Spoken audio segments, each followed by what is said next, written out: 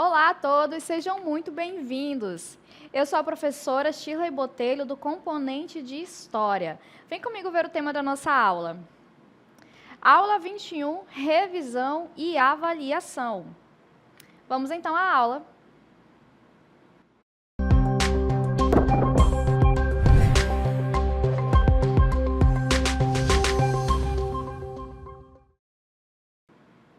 E nós iniciamos a nossa aula com a seguinte pergunta: o que são os movimentos sociais? Já que no decorrer da nossa aula, nós vamos tratar de alguns desses movimentos que ocorreram no Brasil. Então, os movimentos sociais, eles são ações coletivas, organizadas por grupos de pessoas que se mobilizam em torno de causas comuns, geralmente com o objetivo de promover mudanças políticas, sociais ou culturais. Esses movimentos, eles surgem como respostas a injustiças percebidas ou como formas de reivindicar direitos e melhores condições de vida, trabalho ou acesso a recursos. E a gente vai acompanhar algumas rebeliões, algumas revoltas, na verdade, que ocorreram na história do Brasil. Então, onde grupos de pessoas que vão se reunir em torno de uma causa comum para reivindicar os seus direitos.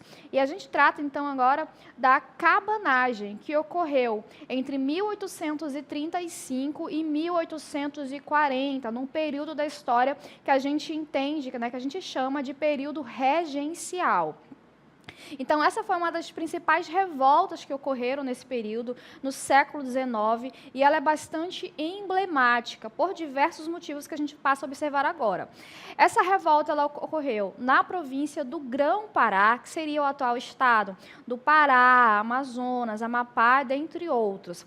Ela é uma revolta bastante heterogênea, porque ela vai contar com diferentes perfis sociais. Ela vai ter como líderes Félix Clemente Malcher, Eduardo Angelim e Francisco Vinagre. Então, ela também é conhecida por ser uma revolta de caráter essencialmente popular, porque ela contou com a participação massiva das camadas mais populares da sociedade do Grão-Pará, onde vão participar indígenas, negros e mestiços, que viviam em uma situação de extrema pobreza. Mas, afinal de contas, quais são as causas para essa revolta? Ela foi uma revolta movida por insatisfações políticas, já que a província do Grão-Pará, que estava mais conectada a Portugal por conta da distância geográfica, né, entre a província do Grão-Pará e a capital do Império Brasileiro, que era o Rio de Janeiro. Então, era mais fácil ter essa comunicação com Portugal do que com o Rio de Janeiro. Além disso, os presidentes de províncias que eram enviados para governar a província, eles eram de fora, eles eram estrangeiros ali para os moradores daquela província. E eles se ressentiam muito, porque esses políticos, eles acabavam adotando medidas que não beneficiavam a população local.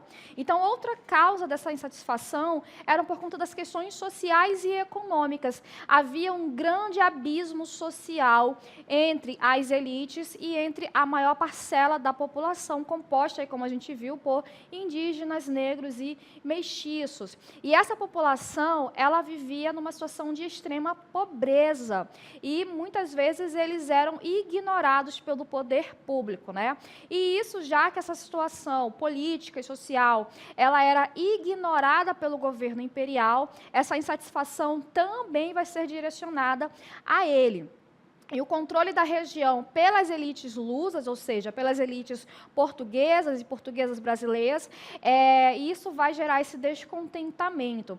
Então, essa revolta, ela teve início com a tomada de Belém. Os cabanos conseguiram controlar o governo provincial por um tempo, mas eles enfrentaram repressão brutal do governo central. E esse conflito ele foi marcado por violência e massacres, resultando na morte de cerca de 30 mil pessoas, o equivalente a quase 20% da população local. local, certo?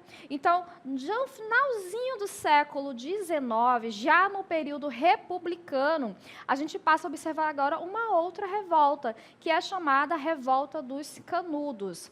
Essa revolta, ela ocorreu entre 1896 e 1897, no sertão da Bahia, em um contexto de extrema pobreza e desigualdade social, logo após ali, né, a proclamação da República, que aconteceu em 1889.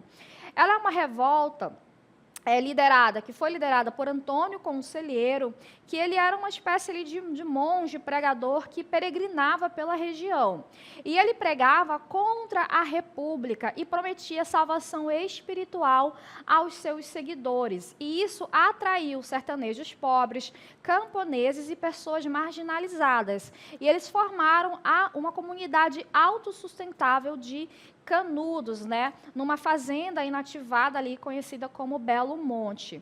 Esse movimento, ele foi visto como uma ameaça pelas elites republicanas e também pela Igreja Católica. Por quê? Porque era um movimento que criticava bastante o novo regime republicano, uma vez que o regime ignorava as necessidades daquela população.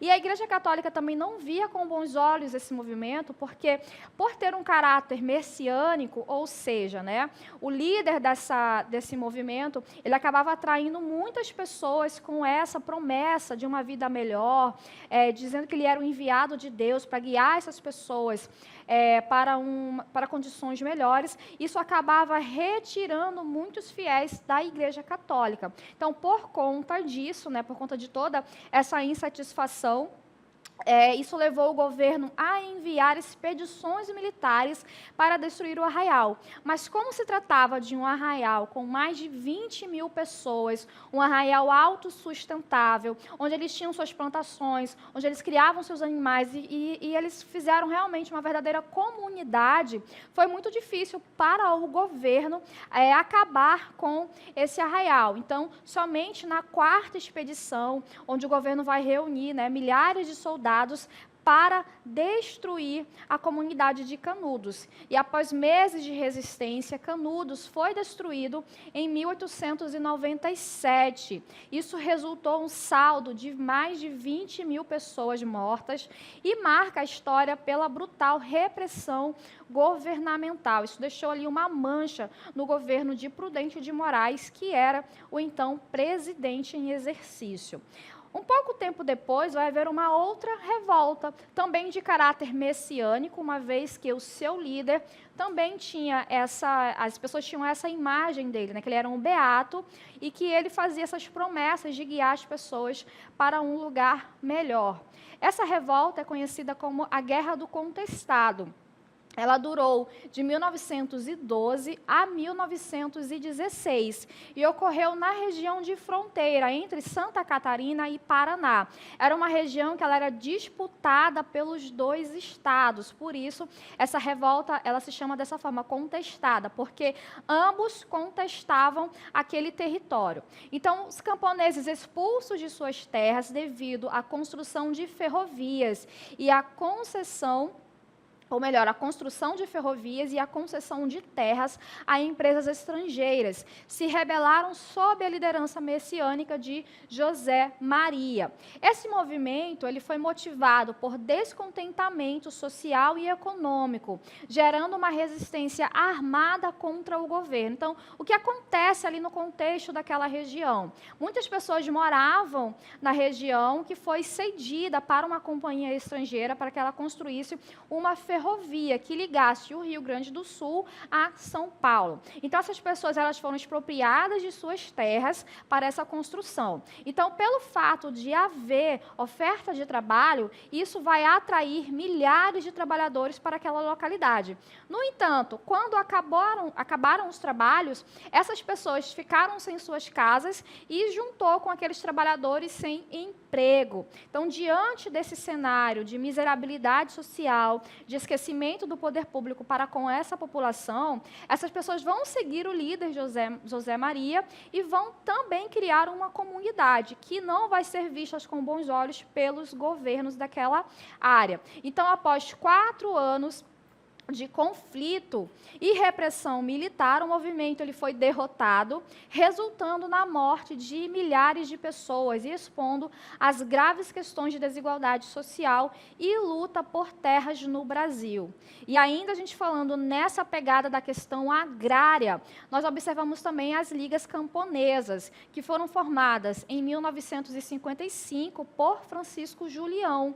Elas surgiram num contexto de crescente desigualdade e insatisfação no campo brasileiro, né? Esse movimento, ele buscava a reforma agrária e melhores condições de vida para os trabalhadores rurais. Por conta de suas ideias, ele atraiu rapidamente vários grupos e se espalhou por estados como Paraíba e Alagoas, estabelecendo alianças com setores urbanos e partidos de esquerda. No entanto, com o golpe militar que ocorre em 1954, as ligas elas foram severamente reprimidas, resultando na prisão e exílio de Julião e na violência contra os seus membros. E apesar dessa repressão, né, o movimento ele deixou um legado significativo ao destacar as desigualdades rurais, e ele também vai influenciar movimentos posteriores como o MST, por exemplo. Então, já que nós estamos trazendo, né, um apanhado geral aqui no século XX, final ali do XIX, falando das questões rurais, a gente vai observar alguns movimentos também no âmbito urbano, né, que são os movimentos dos trabalhadores urbanos. Então, a gente percebe aqui que, durante ali, as primeiras greves e sindicatos que se iniciaram no século XX, com a industrialização, esses trabalhadores eles passaram a se organizar em sindicatos e realizar greves por melhores salários, jornadas de trabalho mais curtas e melhores condições de trabalho. As greves gerais de 1917, por exemplo, marcaram o início das lutas operárias no país, desses trabalhadores reivindicando aí as suas pautas. Já na era Vargas, entre 1930 e 1945, né, houve avanços na legislação trabalhista, como, por exemplo, a criação da consolidação das leis de trabalho, a famosa CLT, que foi criada em 1943. No entanto, os sindicatos, durante o período da era Vargas, eles passaram a ser controlados pelo Estado, restringindo a liberdade dos trabalhadores. E essa restrição ela vai ficar mais acentuada, como a gente observa, durante o período ditatorial, que ocorreu entre 1964 e 1985.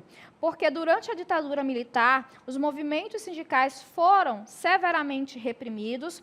No entanto, a partir dos anos 1970, greves massivas em São Paulo, especialmente no ABC Paulista, mobilizaram operários contra o regime, onde eles passaram a reivindicar melhorias salariais, contribuindo para o processo de redemocratização do país. E logo após o período da ditadura militar, né, com a redemocratização, os sindicatos recuperaram sua força, desempenhando um papel central nas lutas trabalhistas durante os anos 1980 e 90. A criação da Central Única dos Trabalhadores, por exemplo, foi um marco importante nesse processo. E aí a gente fecha esse momento que estamos falando sobre as revoltas e movimentos que ocorreram no Brasil e a gente passa a trabalhar agora um outro tema.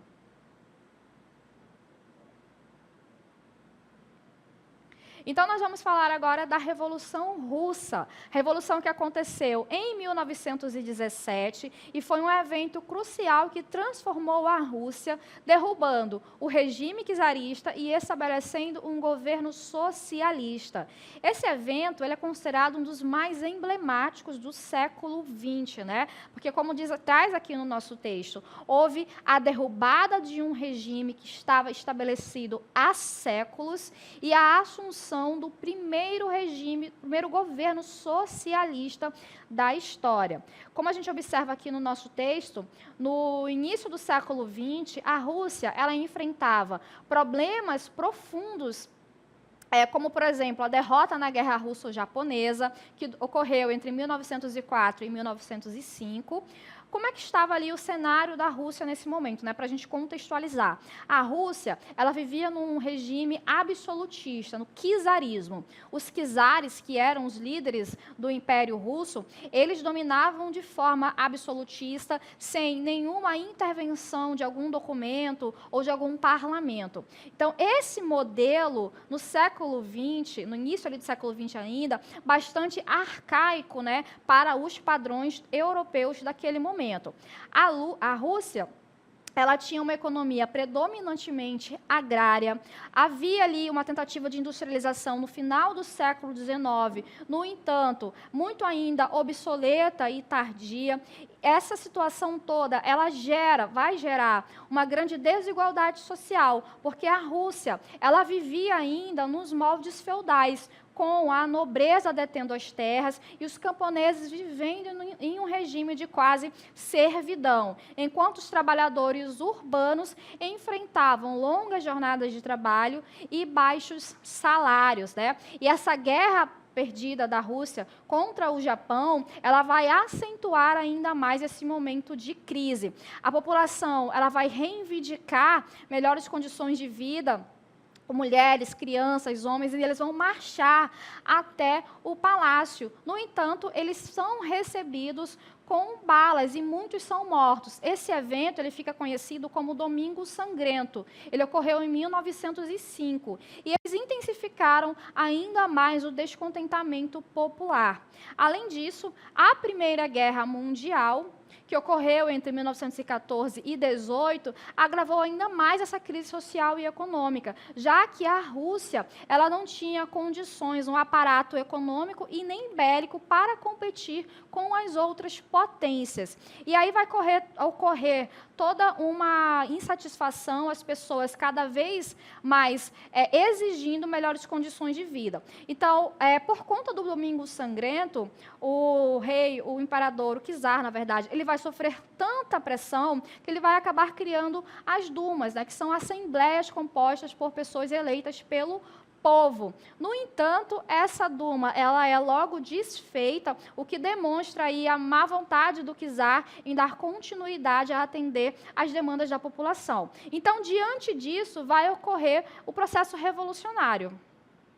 Em fevereiro de 1917, a pressão popular levou à abdicação do czar Nicolau II e à formação de um governo provisório, que não conseguiu solucionar os problemas do país e retirar a Rússia da guerra, que era uma das principais pautas da população.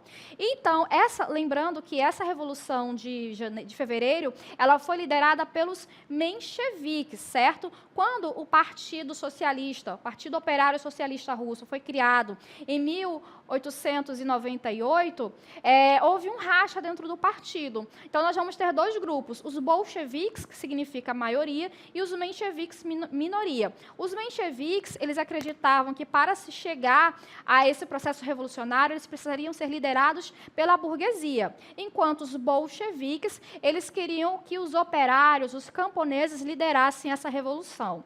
Então, os mencheviques vão liderar esse primeiro processo revolucionário. No entanto, por conta de não conseguirem solucionar esses problemas, em outubro do mesmo ano vai ocorrer a chamada Revolução de Outubro, que foi liderada pelos bolcheviques sob Vladimir Lenin, que buscavam a instauração de um regime comunista, né, liderados aí pela população. Enquanto os mencheviques, que era uma facção mais moderada, eles defendiam uma abordagem mais gradual e colaborativa.